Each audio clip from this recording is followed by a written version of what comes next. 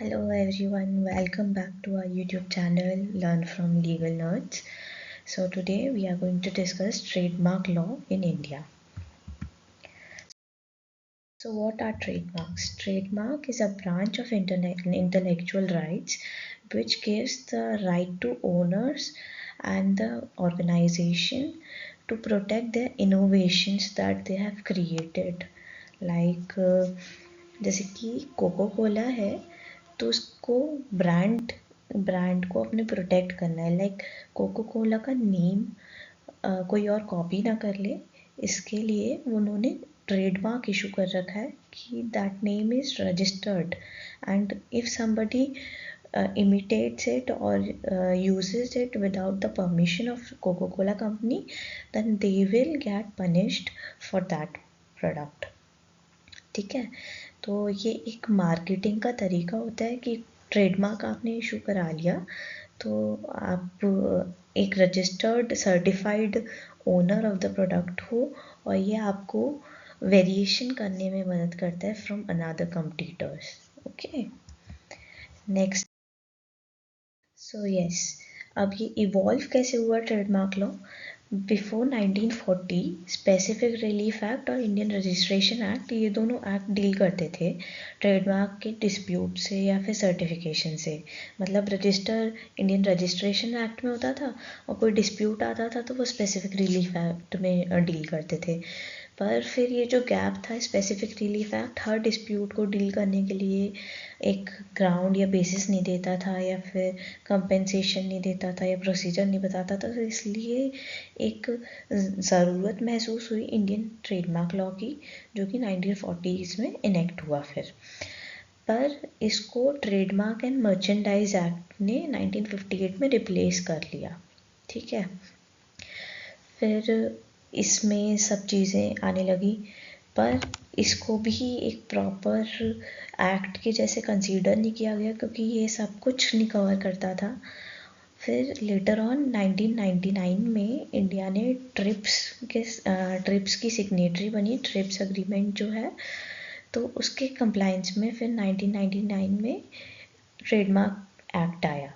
तो आज जो हम यूज़ करते हैं ट्रेडमार्क लॉ एक्ट वो 1999 वाला है. Okay guys, let's move forward. तो यहाँ पे 4 टाइप्स ऑफ ट्रेडमार्क होते हैं हमारे पास. पहला होता है सर्विस मार्क, दूसरा होता है कलेक्टिव मार्क, तीसरा सर्टिफिकेशन मार्क और चौथा होता है ट्रेड ड्रेस. तो as its name suggest, service mark होते हैं सर्विसेज जो ऑर्गेनाइजेशन या इंडिविजुअल प्रोवाइड करता है टू वन पर्सन या फिर इट्स कस्टमर. जैसे कि होटल इंडस्ट्री हो गई, एंटरटेनमेंट इंडस्ट्री हो गई, मैनेजमेंट इंडस्ट्री हो गई, इन्वेस्टमेंट इंडस्ट्री हो गई, इन्वेस्टमेंट बैंकिंग्स होती है जैसे कि मैनेजमेंट होता है, इवेंट मैनेजमेंट होता है या फिर फाइनेंशियल मैनेजमेंट, वेल्थ मैनेजमेंट, तरह तरह के मैनेजमेंट्स होते हैं. तो ये सर्विसेज देते हैं. तो अगर इनको ट्रेडमार्क रजिस्टर कराना है अपनी कंपनी के नेम पे तो they will get a service mark. Okay, next is collective mark. ये एक कलेक्टिव ग्रुप या फिर एम्प्लॉयज़ को मिलता है जो कि आइडेंटिफाई करते हैं कि किस मतलब गुड्स और सर्विसेज जो वो दे रहे हैं उसका सोर्स क्या है. जैसे कि अब ये कलेक्टिव ग्रुप के बारे में बात होती है यहाँ पे. तो जैसे CA होते हैं, ये ICAI जो है एक ऑर्गेनाइजेशन है, ये एक कलेक्टिव ग्रुप ऑफ पीपल है जो कि इनको सर्टिफिकेशन देता है कि आप एक्ट कर सकते हो हमारे बिहाफ पे. ठीक है, तो इनको ये कलेक्टिव मार्क लेने के लिए रूल्स एंड रेगुलेशन फॉलो करने पड़ते हैं ऑफ द देयर ऑर्गेनाइजेशन. ठीक है, तो ये सर्टिफाई करते हैं कि कहाँ से सोर्स है या आइडेंटिफाई करने में मदद करते हैं. जैसे ब्लैक राइस है चंदौली का, तो उसको कलेक्टिव मार्क मिला हुआ है कि चंदौली में जो भी ब्लैक राइस प्रोड्यूस होगा वो उसको एक ट्रेडमार्क मिला हुआ है कि उसको कोई और यूज़ नहीं कर सकता, कहीं और का स्टेट उसका नेम नहीं यूज़ कर सकता. Next is certification mark. Certification mark क्या होता है कि ये सर्टिफाई करता है कि ओनर ने जो है एक स्टैंडर्ड, जो सर्टेन स्टैंडर्ड है या जो भी उनको प्रोवाइड करनी चाहिए थी सर्टिफाइड चीज़, वो मीट कर रहे हैं वो क्राइटेरिया को, ठीक है। Meet certain standard which is certified by the owner of the mark. जैसे हॉलमार्क होती है ज्वेलरीज पे, ISI मार्क्स होते हैं कई कई गुड्स पे, तो ये एक सर्टिफाई करते हैं कि ये इन स्टैंडर्ड्स जो गवर्नमेंट ने लेकर रहे हैं या फिर जुडिशियल प्रोसीजर से ले डाउन हुए हैं उनको फॉलो करता है और उनके जैसे कि समझो उनके कंप्लायंस में है। Okay, next is trade dress. तो इससे समझ में आया, ड्रेस मतलब ये उन चीज़ों के लिए इम्प्लीमेंट किया जाता है कि कस्टमर को अपीयरेंस, ड्रेस की क्या होती है, एक अपीयरेंस होती है, एक स्टाइल होता है। तो स्टाइलिंग कैसे होगी चीज़ों की, पैकेजिंग से, अपीयरेंस से, तो उनको इमिटेट ना करे कोई, इसके लिए ड्रेस ट्रेडमार्क होता है, वो इशू होता है। जैसे मैंने फर्स्ट लाइन में बताया कोको कोला की बॉटल, ये एक अपने आप में एक यूनिक डिज़ाइन है, तो वो ट्रेडमार्क इशूड है उसके लिए। मैकडोनल्ड्स में गोल्डन आर्चेस देखे हैं, वो एक ट्रेडमार्क है उनका कि कोई और कॉपी नहीं कर सकता। ऐसे ही एप्पल के स्टोर का डिज़ाइन होता है, वो एक ट्रेडमार्क है, वो कोई और कॉपी नहीं कर सकता। अब इन ब्रांड्स के नेम भी जो है उन पे भी ट्रेडमार्क इशूज़ हैं, मतलब उनको भी कोई और विदाउट देयर परमिशन यूज़ नहीं कर सकता। मतलब अगर आपको मैकडोनल्ड्स खोलना है तो you have to take the franchise of McDonald, उसके बाद ही आप उनका नेम यूज़ कर सकते हो, otherwise you can not. Next is registration कैसे होता है। तो रजिस्ट्रेशन करवाने के लिए एक अप्रोप्रिएट मैनर में इन राइटिंग में जिसको भी चाहिए, जो ओनर होगा उसको देना होगा रजिस्ट्रार को एक एप्लीकेशन इन राइटिंग। फिर उस एप्लीकेशन में क्या क्या होना चाहिए, नेम होना चाहिए, किस सामान के लिए आपको ट्रेडमार्क चाहिए, या फिर मार्क या सर्विसेज के लिए चाहिए, या फिर कुछ मार्क के लिए चाहिए, लोगो वगैरह के लिए चाहिए, उसका डिस्क्रिप्शन होना चाहिए। क्लास ऑफ गुड्स का क्लास क्या है, जैसे कि हर गुड्स जो है, क्लासेस ऑफ गुड्स हमारे GST वगैरह से भी डिफ़ाइन होता है कि आपका गुड जो आप बेच रहे हो वो कौन से क्लास में आता है, तो उसको रजिस्टर करवाना है। तो आपको वो भी बताना होगा कि जैसे कौन से क्लास में आपका गुड आता है, आप जो सेल आउट करने वाले हो, या सर्विसेज जो किस कैटेगरी में फॉल करती हैं आप जो प्रोवाइड कर रहे हो, name and address of applicant and duration of use of such mark, ठीक है। ये सब एप्लीकेशन में कंटेन होना चाहिए। फिर आता है पर्सन, इसमें क्या कौन है, मतलब यहाँ पे ओनर कौन कौन हो सकता है, या फिर यहाँ पे कौन पर्सन हो सकता है।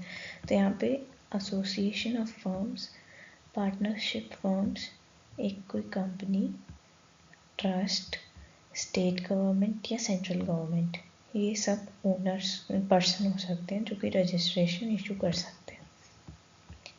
नेक्स्ट है ग्राउंड्स।